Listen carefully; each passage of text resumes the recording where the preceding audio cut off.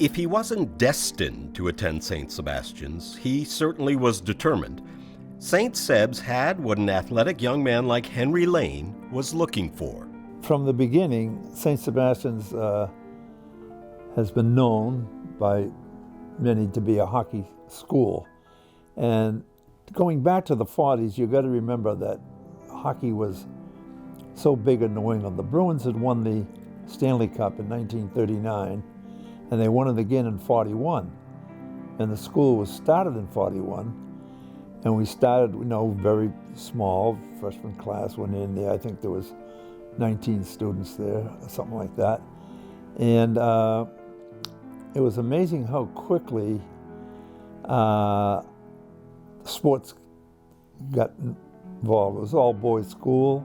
Even before Henry was old enough to attend St. Seb's, one boy in particular stood out to him. Along came Jack Mulhern. I've always been an admirer of Mulhern, but he really put the school on the map.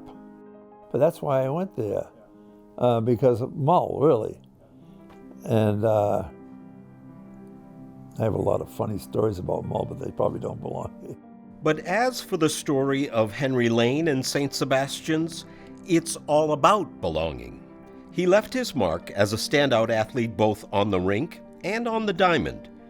It wouldn't be too long before he returned and began what we all know now is a legendary second chapter. In 1955, I came back. Father Gilmartin was kind of taken off base by Vin, who told him in the summertime that he didn't want to coach hockey anymore.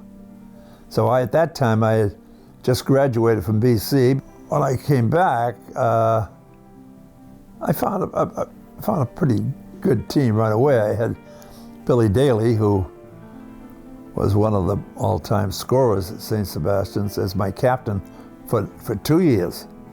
I never thought, I had no intention of ever going back and coach at St. Sebastian's if Father Gilmartin didn't ask me to come for 1 year. But it was a fun year. I mean, we won the first year I coached, we won the West Point tournament. We beat Trinity Pauling 4-0, I think it was, in the final game. Now that was in 1955. Gee, I remember that far back. So 1 year became two became three, and by 1959... That year we beat 3 other schools that each one of them won their league championship. We beat Needham High, who won the New Englands. We beat them 3-0 with Brummer in the goal.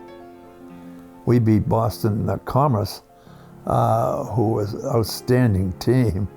And they had a fellow named Peterson that went on to play at West Point. They had a great coach named Vic Campbell. And I told this story a couple of weeks ago to Jack Doherty and a couple of others. It was cold. That rink was cold up there. I mean, we were on the top of that hill, and people would get frostbitten. And I'll never forget it, because we beat them 2-1. Burma played fantastic. And after the game, Vic Campbell comes up to me, and his face is encased in ice. Encased. And he says, "Henry, I don't want you to think I'm a poor sport, but you'll never see me again." If he didn't see Henry again, Vic Campbell no doubt read about him and his sports teams in Boston's sports pages. There was the remarkable string of 36 straight wins over 2 seasons in the 60s, 443 over his 33 seasons behind the bench as both a coach and a mentor. I always told them that I was interested in their hockey careers until they graduated. If they went on to play college hockey, fine, and of course tons of them did. I had many people go on to be captains of college teams, but that wasn't my goal. My goal was to make sure that they got the discipline and they enjoyed themselves playing, and I think they did. Ironically, it's a day in 1996 when he prevented students from playing that Henry will never forget. I was no longer coaching, but I was the athletic director. The greatest day of my life outside of my wedding. I question that because I had called everything off that day, and it started to snow around 11 o'clock in the morning.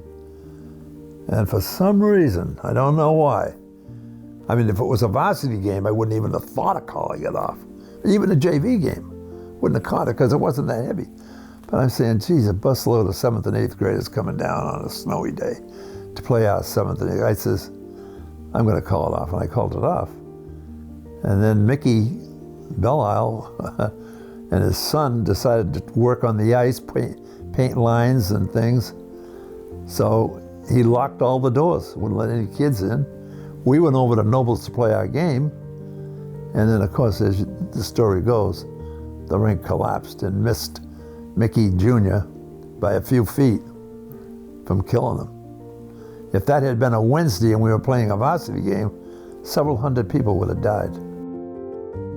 It was not a Wednesday, and by the grace of God, no one died or was even hurt. Instead, the rink was renamed and reborn in honor of the man who dedicated so much of his life as a student, athlete, coach, and teacher to the institution he loved. I was thinking, why was it dedicated to me? And of course, Jack Birmingham was the head of the board of trustees, and he had played for me, and he and I had become very close through tennis. And I was wondering why it was me, but then I had been there for so many years. I mean, I go back to 1945 at be at St. Sebastian's, and then all those years I spent, and I was thinking, the day of it, I'm thinking, this is quite an honor. I spent half my life shoveling snow off the old rinks, taking kids in cars, or I'd go to jail today. I mean, Neil Doherty must have had 10 accidents before he graduated from St. Sebastian's, and I'm taking kids out to Westwood to skate on a pond or something, and I'm thinking, how did this ever happen? Henry Lane may have been the only person in the St. Seb's family who asked that question back in 1997. And while there will be future generations who never have the pleasure of knowing him personally, they will nonetheless benefit from his legacy. And I remember that like it was yesterday.